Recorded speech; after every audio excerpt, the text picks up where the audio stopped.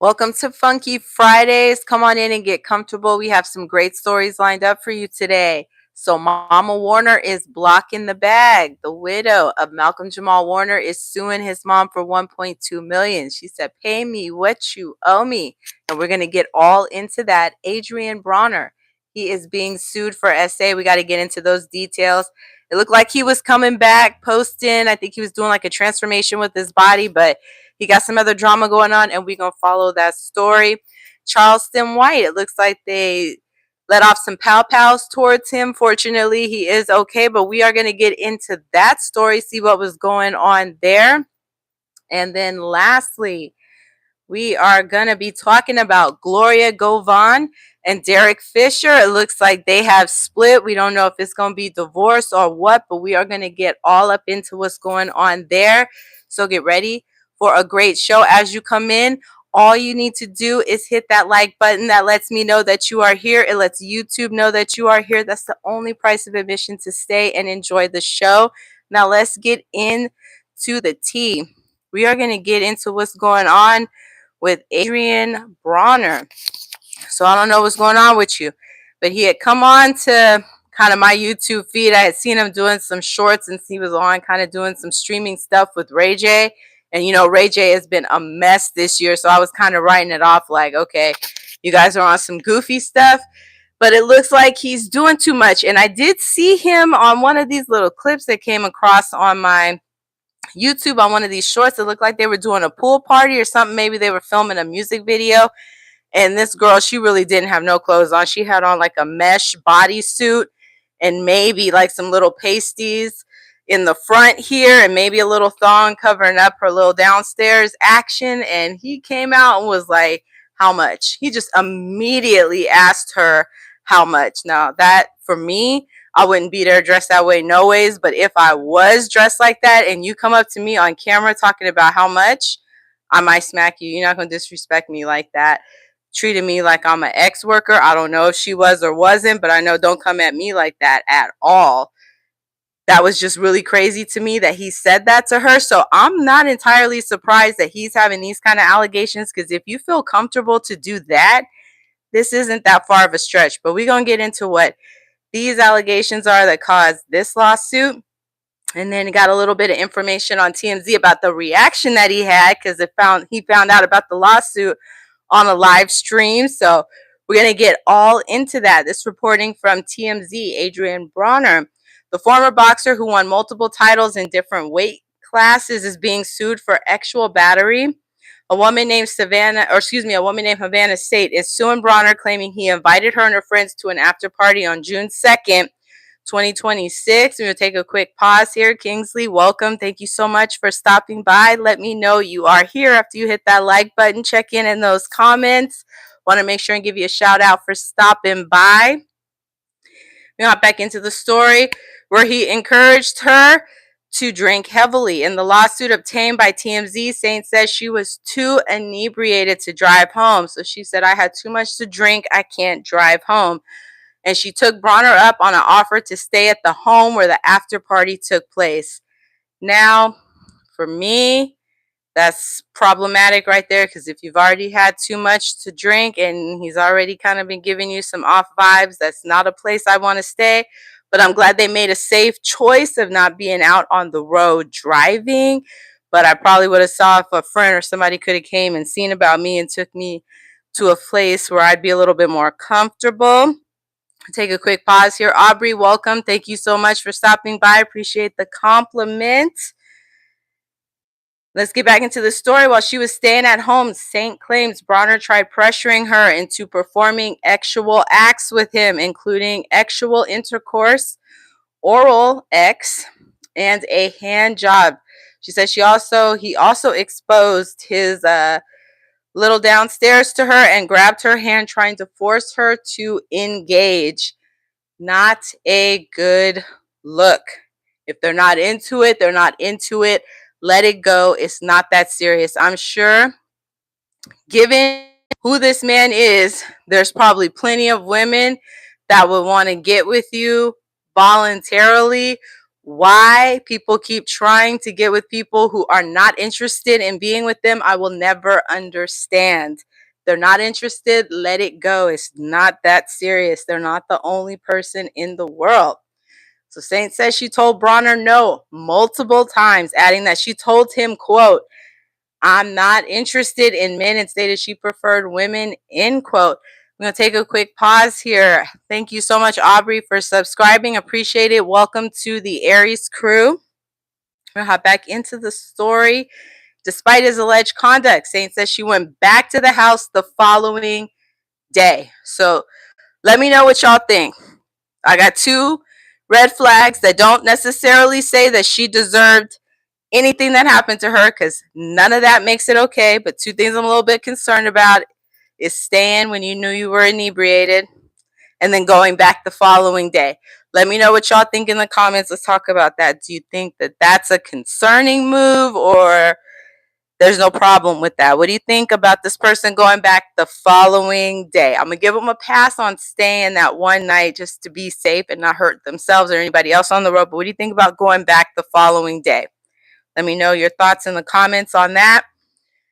So she went back on June 3rd, at which time she says Broner expressed his anger that the two had not been intimate the previous evening.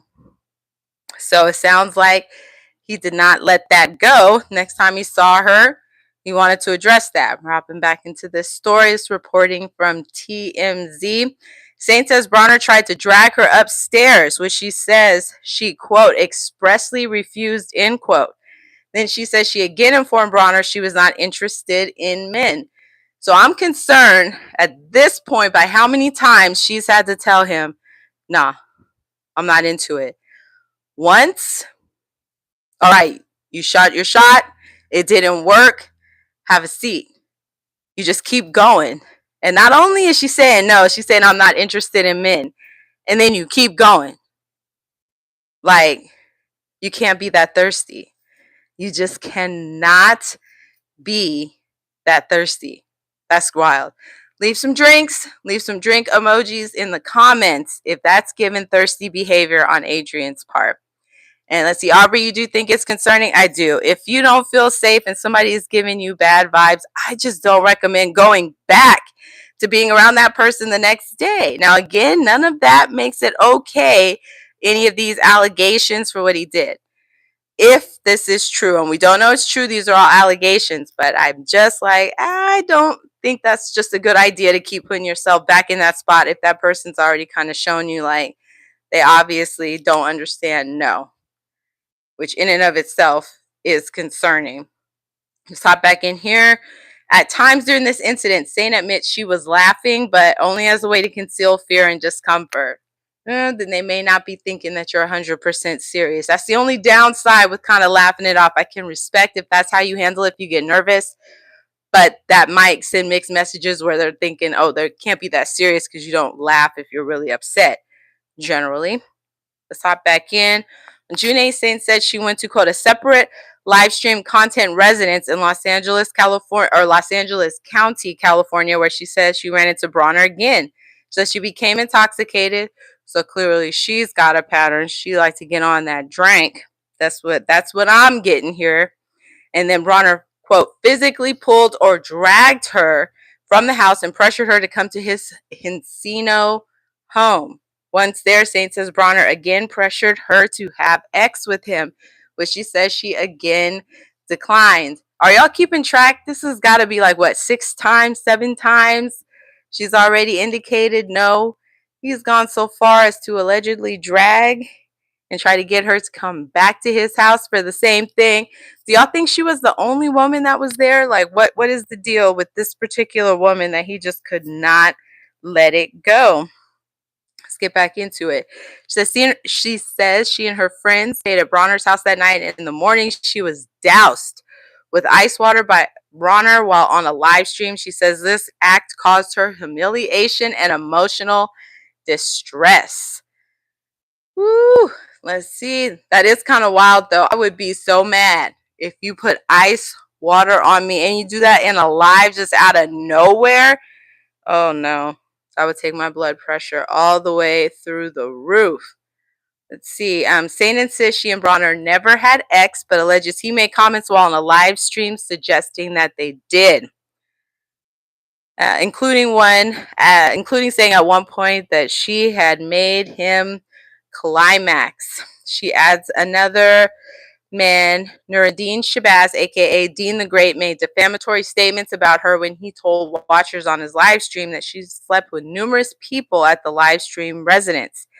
Saint is suing Broner for actual battery and assault. She's suing both Shabazz and Broner for defamation and intentional infliction of emotional distress. She is also suing the streaming platform Kick for negligence. So it looked like she is very, very serious about this, and we will be following this story. You'll get your updates here on Aries Rose TV, so make sure you are subscribed and following the channel so you can get all of those updates as they come up.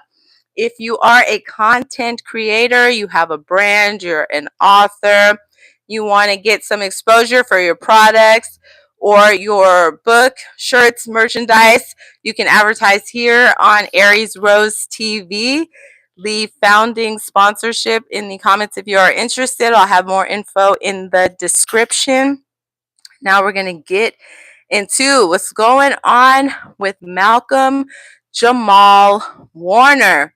So I know him as Theo. I'm going to be calling him Theo. His name is Malcolm Jamal Warner, but he came into my radar and most of America as Theo Huxtable on The Cosby Show. That's how most of us have known him. We watched him grow up in front of us. And unfortunately, last year in July, there was news of his passing, which shocked everybody. He was out on vacation in Costa Rica and he drowned. I believe he got caught in a riptide and he was out on vacation with his family. And it was at that point in time, majority of us learned he was even married. I did not know he was married. And so I was personally shocked. He's normally a very private man. You don't really ever hear about a lot of mess or negative things going on with Malcolm Jamal Warner. He's had a relatively good career in Hollywood and on television and such. So, when we were hearing about he had, I don't want to say a secret family, but it almost seemed like that. It was like, oh, wow. Well, that's even worse now. We're hearing he passed away and he had a daughter and a wife. That's terrible because we knew about his mom. His mom has been there since he was on The Cosby Show. I'm sure she helped him get on that show and all that stuff. So mom has always been around, but I didn't know about the wife and the daughter. Well, unfortunately, it looks like all is not well with the family because the wife has come. Let's see if I can get the wife has come out and she has sued Mama Warner for $1.2 million. She said he owed me and you're going to have to pay me because there were some things that weren't in place before he passed away. So he had signed a prenuptial agreement with her, and her name is Dr. Tanisha Warner. She is a clinical psychologist from what I understand, but she is no longer practicing because when she married Malcolm, he agreed to pay her as his personal assistant and like chief of staff. So he was supposed to be paying her a salary of $5,000 a month, and I guess that was supposed to replace if she was out working because she was gonna do the work for him. Okay, if that's what they agreed upon, I'm okay with that. That makes sense to have your wife do that kind of work for you, and if you're gonna pay somebody money, might as well keep it in house, right? Because it benefits the whole household when that's happening. You kind of keep the money between you. So that I don't have no problem with. She said he was supposed to fund her retirement, and it doesn't appear that was done before he passed. And he was also supposed to get $1 million policy and name her as a sole beneficiary. That was not done before he passed. It's my understanding they got married in 2017 and they have a daughter together. She's 9 years old. I believe as of now she's 9 years old. And then he passed away in 2015. So in between them getting married and up until he transitioned to go on to heaven, unfortunately there were some things he didn't do. And I don't know why he didn't do them. He could have just got busy, forgot. I know I have personally played the I'm gonna do it tomorrow game and the tomorrow like never comes. But I'm very curious as to why there was no policy set up. We'll never know because unfortunately he's passed, so we can't ask him, like, why didn't you do that? But I do want to know, why didn't you set up the policy if you said you were going to do that? Because I could see if they had just got married and then he passed on the honeymoon or something, like if you had no time at all to do it, I totally get that. But there was time, there was years from when they got married to when he passed. So I don't know if he just didn't want her to have it or if he truly got busy and the paperwork never got finalized. Tell me what y'all think in the comments. Do you think he just didn't want to set it up for his wife and that's why he never got around to it? Or you think he just got busy and it never happened? It was an honest thing that just did not get done. What's unfortunate is that what you don't take care of in life, you leave later when you pass. And if there's no real clear direction on what you want, at least in a legal form that you can take to the court and hold up to get what you believe should be yours or what you believe you and that person agreed to, it can be very challenging. Now, it's my understanding these things were put into the prenuptial agreement, so I don't truly know what standing that she may have to win this case or get that money, but she says she doesn't have access to the trust. And right now his mom is over the trust, and this was a trust that was set up back in 1996. And keep in mind, at that time he was not married. So having his mom be over the trust makes complete sense because there was nobody else in the picture at that time that he would have named, because he got married in his 40s later in life. So why that never got changed again, if that was set up in 1997 and he got married in 2017, why that wasn't updated, to the point to where it was finalized and this is not happening, I don't know. One can speculate on that, but sadly it's left his mom and his wife at this situation fighting over money, and it's just so unfortunate when deaths end up coming down to this. But this is where we are, and we're going to get into this lawsuit details. Now, the wife did an interview with Gayle King, and it was telling. I thought it was a pretty interesting interview to kind of hear from her words what has been going on and how she felt about his passing and what it's been like between him and the mom. And I just thought it was very telling that it doesn't seem like her and his mom have a relationship. And I wonder if they had a relationship when he was alive, or if his mom only tolerated her because her son was married to her and maybe she didn't like her. Because I just find it curious that you have to fight for money when you were his wife and you're the mother of his child. And from what I understand, he claimed the child, so there's no question that it is his child. So I'm just not understanding why mom and her can't come to an agreement. But we're going to follow this story, and let's get into this reporting from TMZ. The drama between Malcolm Jamal Warner's mom, Pamela Warner, and his widow, Tanisha Warner, erupted months before the bombshell $1.2 million lawsuit was filed, TMZ has learned. And that's the unfortunate part for a man who was so private during his life. When you don't take care of your affairs, unfortunately, some of that messiness can play out in the public. And now some of the things about your life are going to come out. Now we're knowing things you didn't do for your wife. Now we got to learn about them fighting in court. So if you have any assets, make sure you take the time to get that stuff documented on how you want things taken care of. I think it's the best way to show love to your family, to make sure you have your last wishes written down, because it's such a confusing, emotional time for people that it's going to flow much better when things are set up the way you want, when you are alive and can dictate it, than people fighting over what they think you want or what they want. Let's get back into this story. I'm going to take a drink because it is so hot. We are hitting triple digits where it's just hot all day and it is hot all night. I feel like I cannot drink enough. All right, let's get back into the story. TMZ obtained a petition in Los Angeles Superior Court filed by Tanisha in November 2025, a few months after the actor's July 2025 drowning death. Tanisha explained that Malcolm's trust was created in 1996, but never updated after his daughter Mackenzie's birth in 2017. He wed Tanisha in 2022. Oh, excuse me. Their daughter was born in 2017. They got married in 2022. But they still had 3 years before he passed. But correction on their married date. They got married in 2022. So he definitely got married later in life. What is that? His late 40s, early 50s?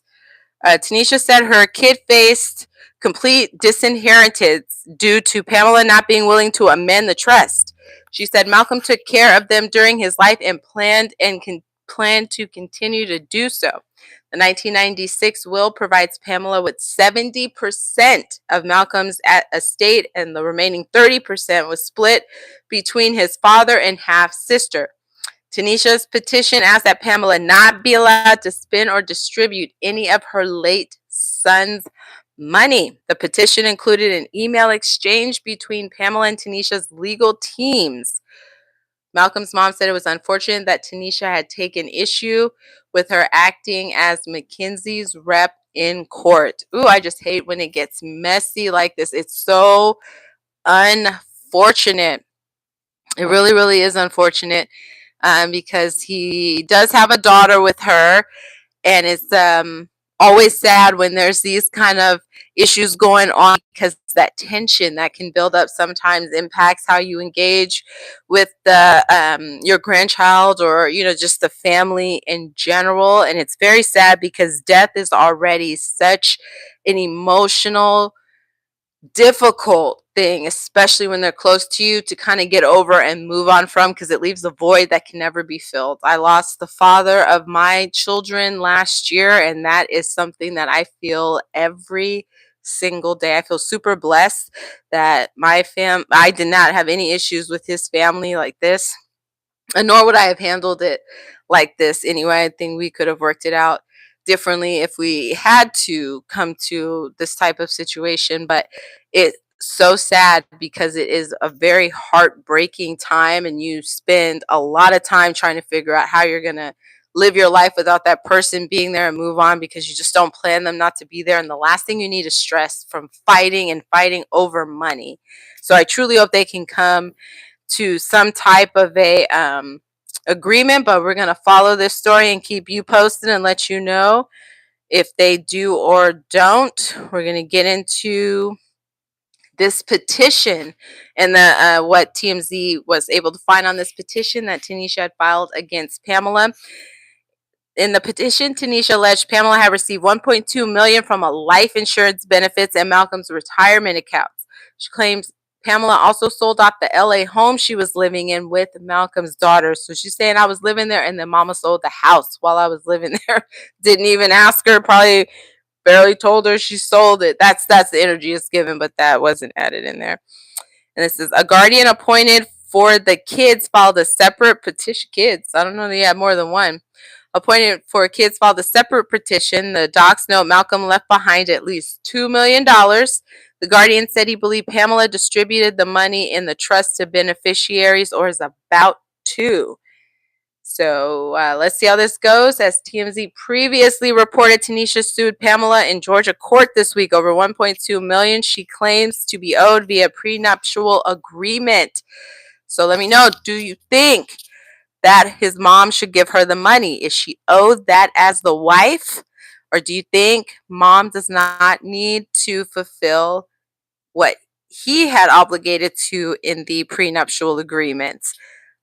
Let's keep that conversation going in the comments. I think she should give it to his wife. I think she should give her that money. You're married to him. You had a child with him. If that's what he agreed to, it's not your fault that the Lord called him home earlier than was anticipated. It's not her fault he didn't set it up. I don't know what their conversations were. I can't figure out why he couldn't. I'm sure he could have had a business manager or somebody get all that together, and all he had to do was sign it. I don't think he would have had to do the legwork for it, but it wasn't done, and now they're at this impasse, and we're going to see what's going to go on with this particular case, so you will get your updates here. We're going to be talking about Charleston White. Some people were trying to let off some pow-pows at him. Fortunately, he survived, but we're going to talk some more about that because that was kind of wild. And Gloria Govan and Derek Fisher have separated. and we are going to get into that. Derek Fisher is a former NBA player for LA Lakers. And this is Gloria Govan. I know her from Basketball Wives, the OG Basketball Wives cast, when that show very, very first came out. And that's when I was deep into my reality TV land. So I watched that show like crazy. So when she first came out, she was with Matt Barnes, and they got two twin boys together. And they were on the show. They were a little family, and they had their little ups and downs and their whole little thing. But they were just young people who had young kids doing their thing, and their relationship did not end up lasting. And then she went on over to this man, Derek Fisher, who had played with Matt Barnes on the LA Lakers basketball team. So that's kind of wild, but I guess dealing in circles with people you know, I'm sure it's fairly common. Some of these girls have dated multiple players here, but I do remember a story where Matt was so upset. He had found out that Derek was at his house and his boys were there. I think one of his boys said he had called him or texted him and said that he was at the house. And boy, Matt couldn't get there fast enough. He was ready to do Mortal Kombat on Derek Fisher. He said he was scaling fences, like jumping over by where the pool was to try to get after him. He was so hot. He was so mad behind that. To me, that's too close. When it was a teammate, you knew kind of like their history. I think Derek should have steered clear from that, but there's no honor amongst thieves, and he didn't. And I believe they got married, but it looks like all is not well in paradise. So it looks like their relationship may be coming to an end. We're going to see what's going on here because it's being reported that they are separated. So we're going to see what caused these two. I don't know if they just grew apart or what's going on here.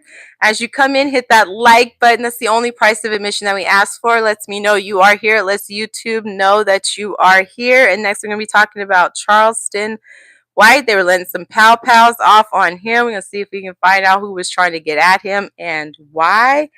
And now we're going to find out what's going on with Derek Fisher and Gloria Govan.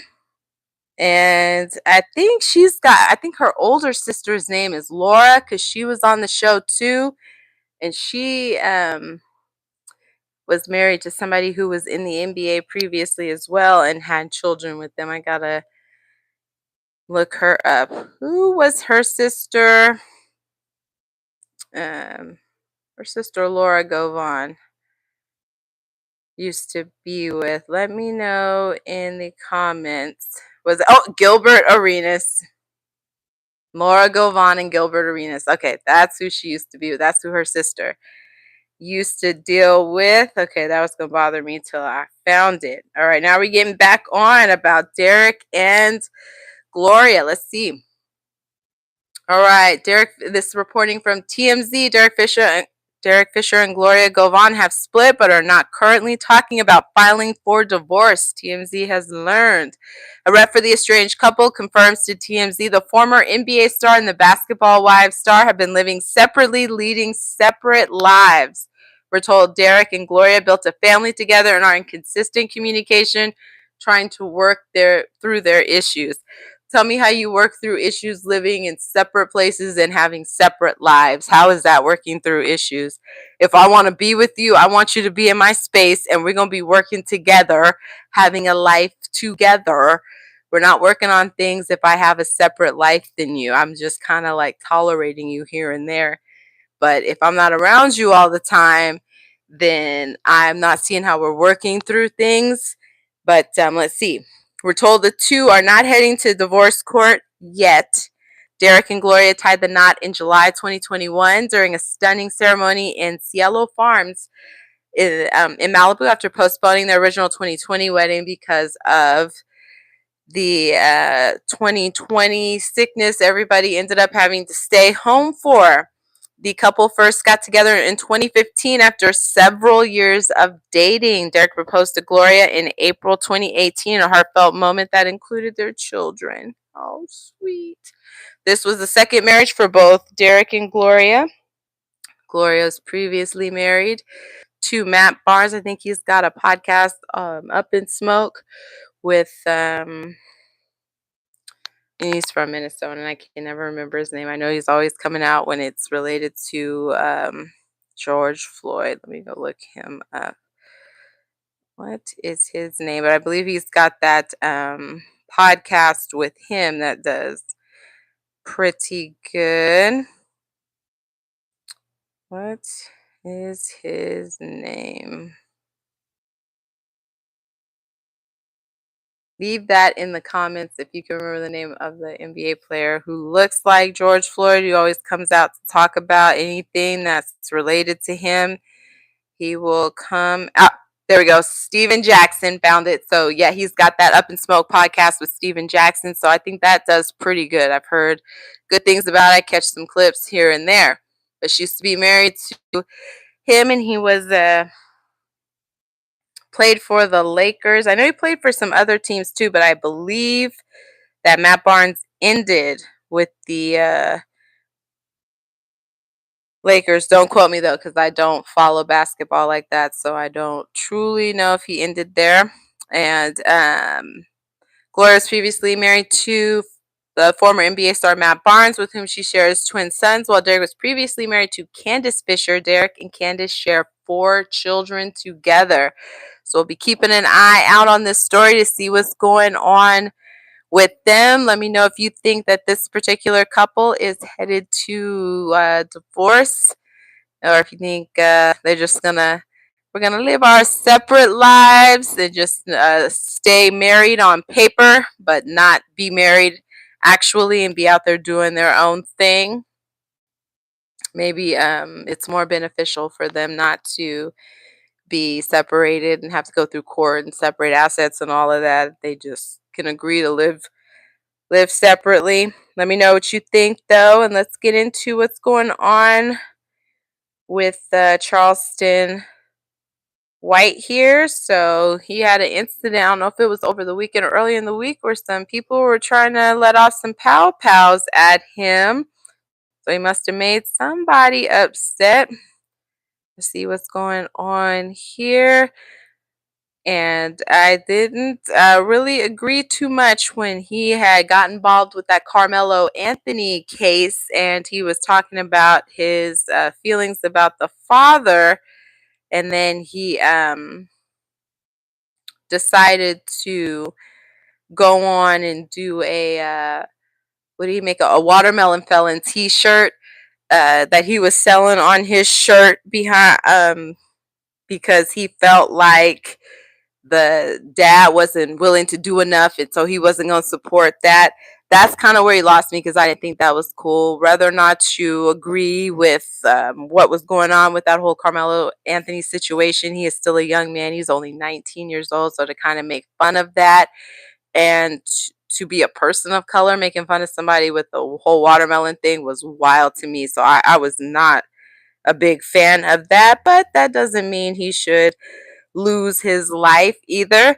But let's get into this story. Just point out, I can see where he kind of does things that rubs people the wrong way. Again, not a reason he should lose his life or have that type of situation happen to him, but it looks like it did. Let's get into this. Is from balleralert.com. Charleston White says he was pow-powed at in Houston on Tuesday after going into the city's Fifth Ward neighborhood by himself, and he is placing the blame directly on James Prince and the people around Rap A Lot Records. He posted a video afterward laying out his version of the day in a 4-minute stretch that has been circulating across hip-hop media since. His account goes like this. He drove into Fifth Ward, the historically black neighborhood on Houston's north side, where Prince built Rap A Lot, and which remains closely identified with him, and he did it without security. Said he stopped at an academy first to buy a mask and was not able to complete the purchase. He says he announced his location publicly the entire time and made no effort to hide where he was. Charleston White frames that decision as the whole point. He says he spent months disrespecting Rap A Lot, Pimp C, George Floyd, and Prince himself, and that showing up in the neighborhood alone afterward was meant to prove he could. He described himself in the video as 125 pounds, 5'8", with one eye and one hip higher than the other. And he says he stayed for 3 hours while people pulled up and took pictures. Okay. So the confrontation he describes came from a group he says arrived roughly 30 deep. According to him, they did not touch him. They asked him to apologize to Prince. A larger man approached him and in White's telling, tried to intimidate him, and he refused, telling the man to get with him later and handed him off to his assistant. He says the car was pow-powed at, though, and does not describe being hit or injured.